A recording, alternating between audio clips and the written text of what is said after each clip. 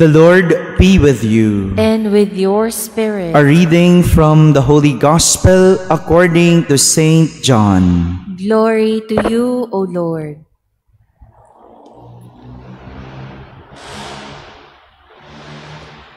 Jesus went to the Mount of Olives. But early in the morning, he arrived again in the temple area.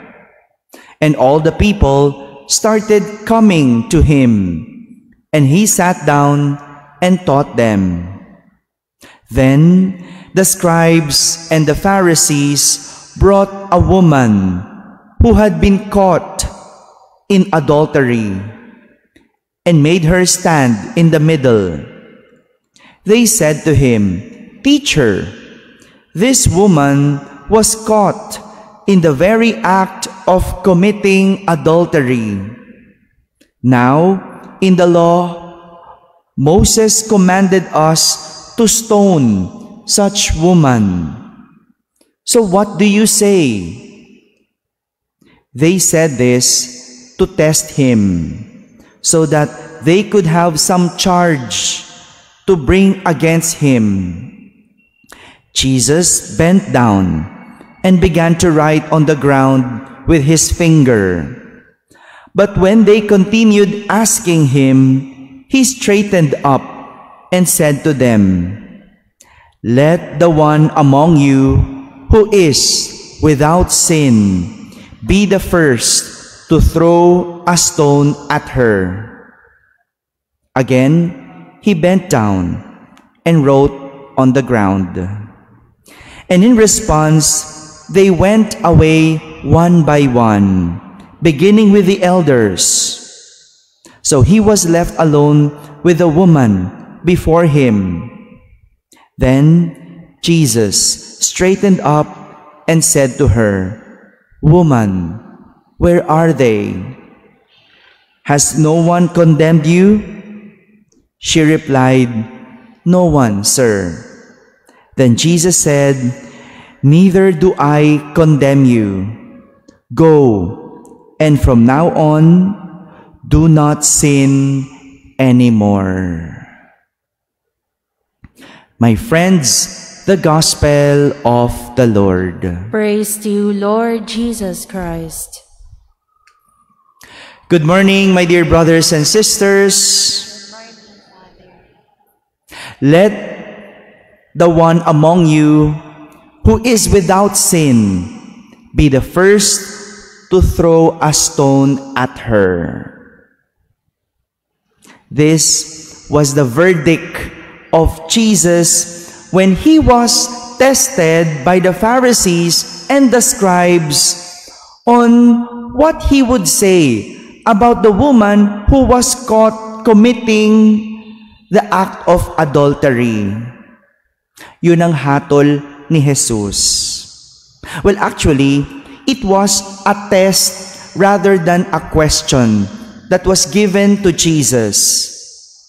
For the Pharisees and the scribes know the answer to their question. Alam naman nilang sagot. Kapag mayroong nahuling nangangalunyang babae, alam nila ang kaparusahan. Alam nila ang gagawin. Alam nila ang batas tungkol sa pangangalunya.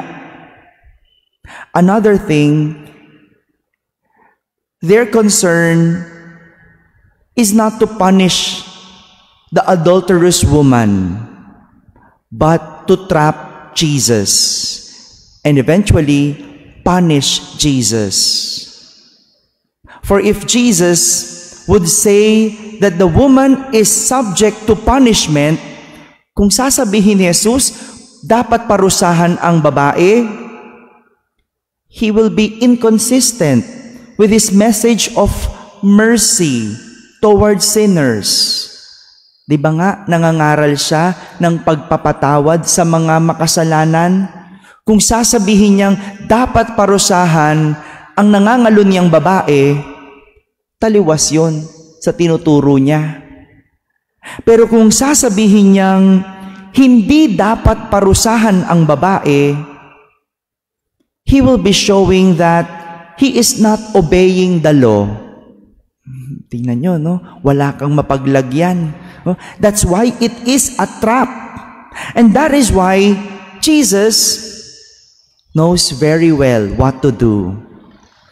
Jesus reversed the situation. Binaliktad niya.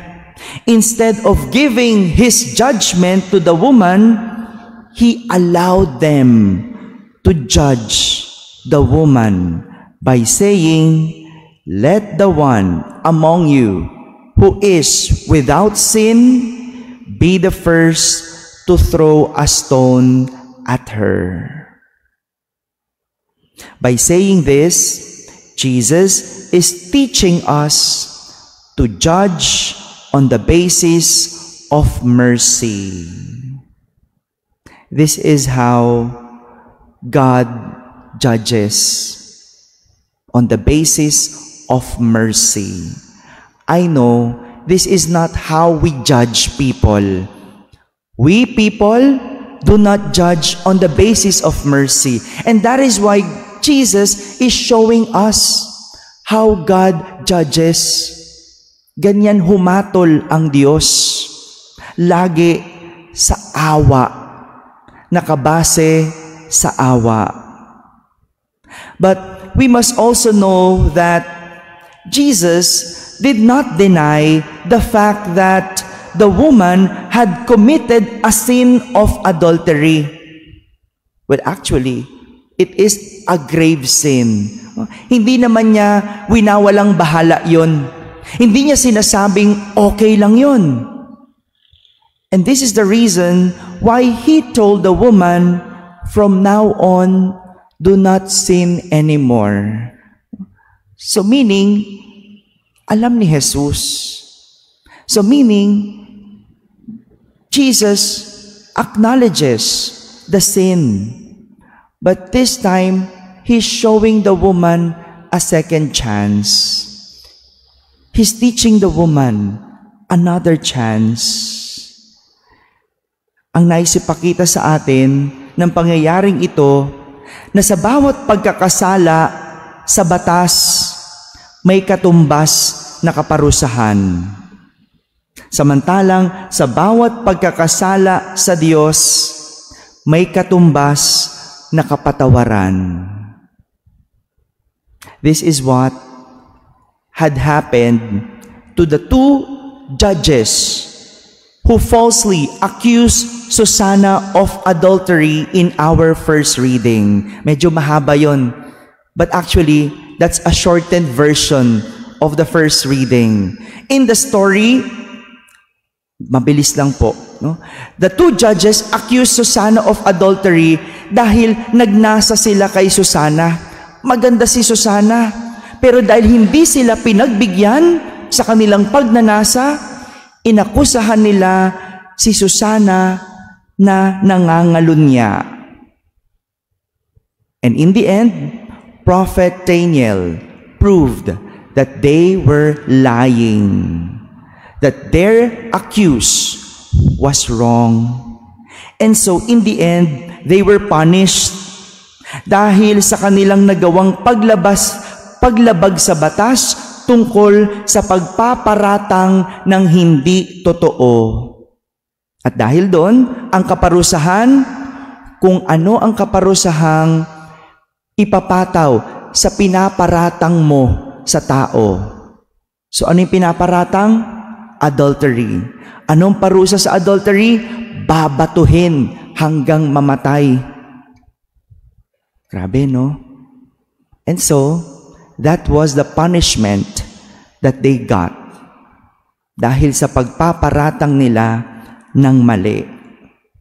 My dear brothers and sisters, while it is true that God will forgive our sins, it's true, because God will always judge on the basis of mercy. But remember this, by law, there is punishment in every mistake. So think before you act. God will give us mercy, but by law, we will receive our punishment. Amen.